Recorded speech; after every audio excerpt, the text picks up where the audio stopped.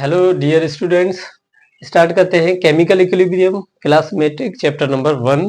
Question number 1 says following is not a reversible reaction. इनमें कौन सा रिएक्शन है जो कि रिवर्सिबल नहीं है? तो इसमें ऑप्शन में दिया गया है ए रस्टिंग, कंबस्शन, एवापोरेशन या बोथ एंड बी। तो इसका जो करेक्ट आंसर होगा, देखिए रस्टिंग एक ऐसा प्रोसेस है जिसमें आयरन जो है वो रिएक्ट करता है ऑक्सीजन के साथ और रस्ट बनाता है।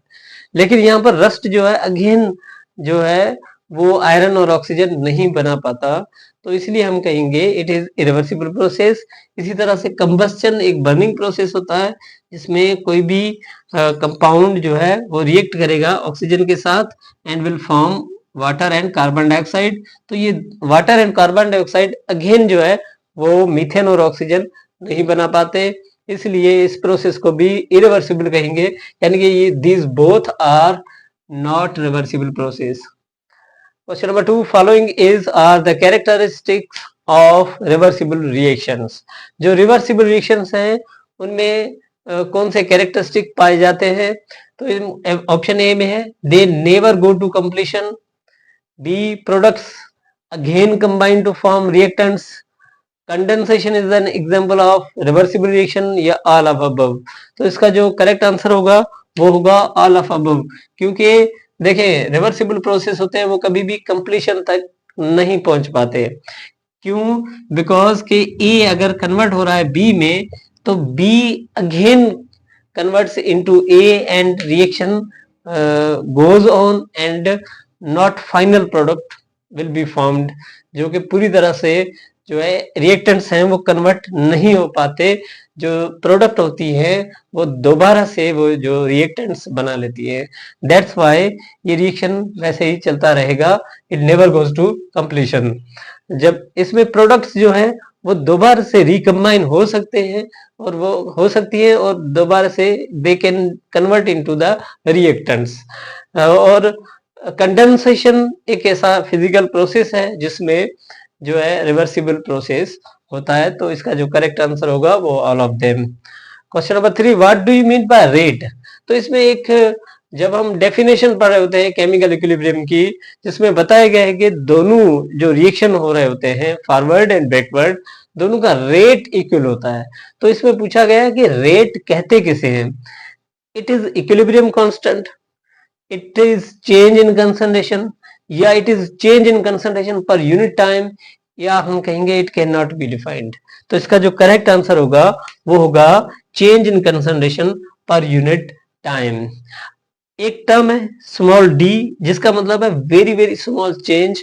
अगर हम वेरी स्मॉल चेंज लेते हैं किसी भी ऑब्जेक्ट की कंसंट्रेशन और उसे डिवाइड करेंगे जो रेट टाइम पीरियड लगा है, तो this is actually known as rate of reaction. Okay,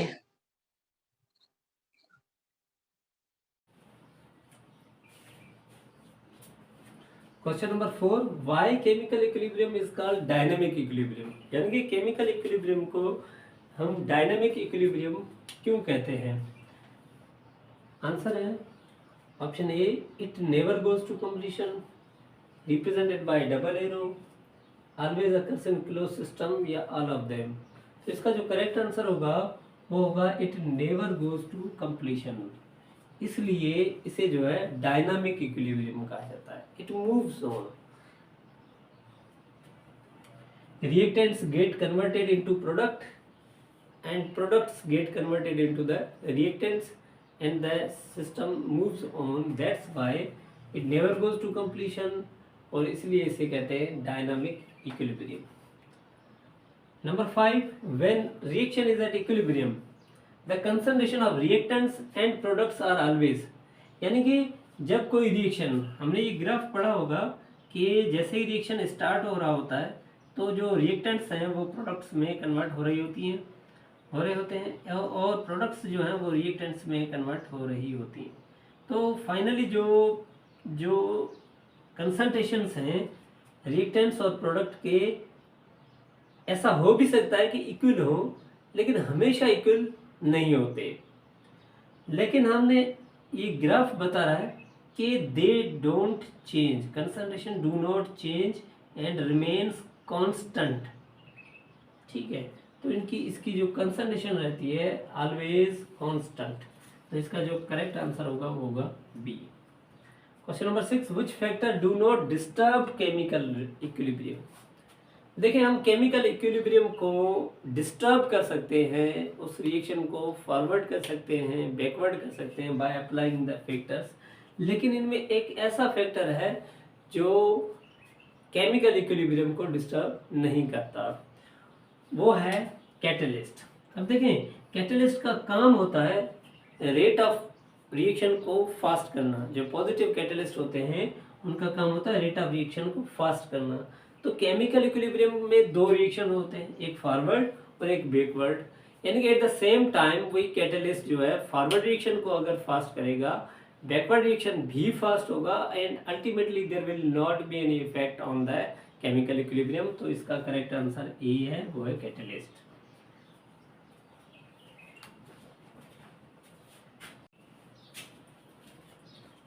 question number 7, when reversible reaction starts initially the rate of forward reaction is. तो इसमें ऑप्शन दिए गए हैं, is fast, gradually slows down, slow, gradually gate faster, और constantly increases, D में है constantly decreases. तो जो फॉरवर्ड रिएक्शन का जो रेट है वो किस तरह से होगा जब रिएक्शन स्टार्ट हो रहा होता है। तो देखें सबसे पहले जब रिएक्शन स्टार्ट होगा तो उसमें सबसे ज़्यादा जो है रिएक्टेंट्स पाए जाते हैं, ठीक है। तो जो रिएक्टेंट्स की जो मॉलिक्यूल्स होते हैं वो कोलाइड होकर actively they convert into the products.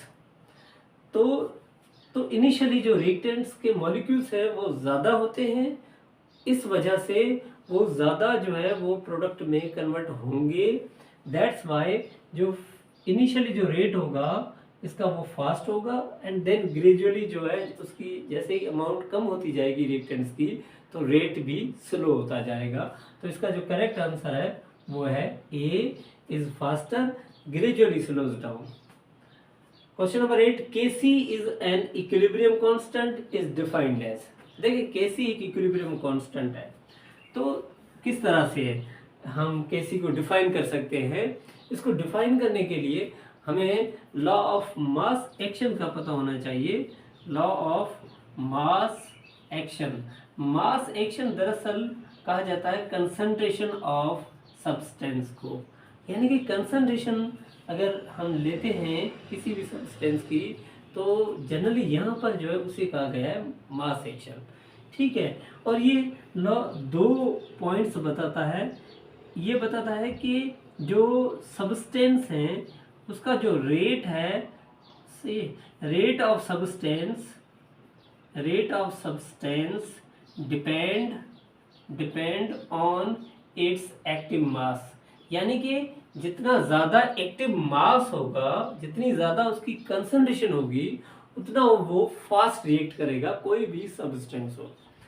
और सेकंड पॉइंट में बताया गया है कि रेट ऑफ रिएक्शन जो है depends on active mass of reactants. जो रिएक्टेंट्स का जो एक्टिव मास है वो जितना ज़्यादा होगा, रिएक्शन जो है वो उतना तेज़ी से रिएक्ट करेगा, फास्ट रिएक्ट करेगा, ठीक है, उस तरफ ज़्यादा तेज़ी से बढ़ेगा। तो हमें पता है रिवर्सिबल रिएक्शन में दो रिएक्शंस होते हैं, एक फॉरवर्ड और एक बैकवर्ड।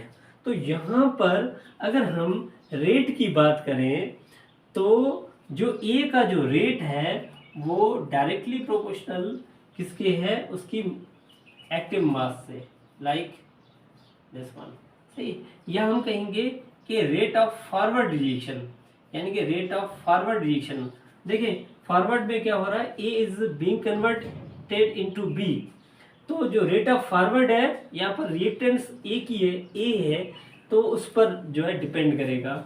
और जो रेट ऑफ बैकवर्ड रिएक्शन है वो डिपेंड करेगा, डायरेक्टली प्रोपोर्शनल होगा कंसंट्रेशन ऑफ बी के, कंसंट्रेशन कह लें या एक्टिव मास ऑफ बी, ठीक है।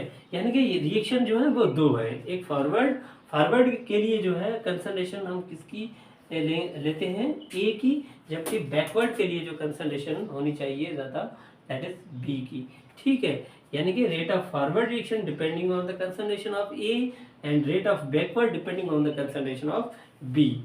और जब हमें पता है कि केमिकल इक्विलिब्रियम एक ऐसी स्टेट है जिस पर रेट ऑफ फॉरवर्ड और रेट ऑफ बैकवर्ड क्या होते हैं, सेम होते हैं, लेकिन उससे पहले प्रोपोर्शनलिटी को हटाने के लिए हम क्या करेंगे, कांस्टेंट देंगे दैट, और बी यहाँ पर भी कांस्टेंट देंगे यहाँ पर, सही है। तो ये दोनों जो कांस्टेंट मिलकर एक न्यू कांस्टेंट बनाते हैं, ये जो दोनों कांस्टेंट हैं वो मिलकर एक न्यू कांस्टेंट बनाते हैं जिसे हम कहते हैं के सी। तो यहाँ पर सी का मतलब होता है कंसंट्रेशन, यानी कि दिस इज इक्विलिब्रियम कांस्टेंट। और ये जो इक्विलिब्रियम कांस्टेंट है ये बराबर किसके होगा, it will be equal to concentration of B, concentration of B, या फिर हम कहेंगे active mass of B product and active mass of A यानी कि रिएक्टेंट। और अगर कोई यहाँ पर कोएफिशिएंट दिया गया हो, सपोज करें यहाँ पर मैं 2 लिख देता हूँ, तो ये जो कोएफिशिएंट है इक्वेशन के अंदर वो यहाँ पर जो है वो पावर बन जाएगा, it becomes power on the इधर रिएक्टेंट और प्रोडक्ट। ठीक है, तो एक्सपोनेंट बन जाएगा, सही है। तो इस तरह से डिफाइन किया जाता है केसी को। तो देखिए केसी एक रेशो है concentration of the products to the concentration of reactants raised upon exponential. कोई एक्सपोनेंशियल जो है कोएफिशिएंट जो है वो एज ए एक्सपोनेंशियल रेज करते हैं हम। ठीक है, तो इसका जो करेक्ट आंसर है ऑप्शन दिए गए, it is the ratio of concentration of reactants to that of products.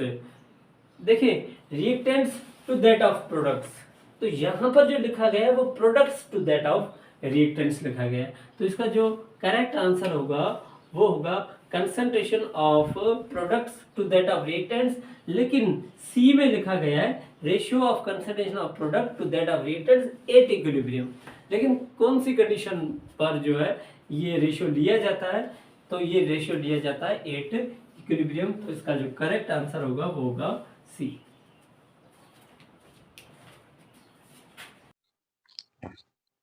Question number 9, the value of KC can be changed by changing, यानी कि कौन सा फैक्टर है जिसे चेंज करने से केसी की वैल्यू चेंज होती है।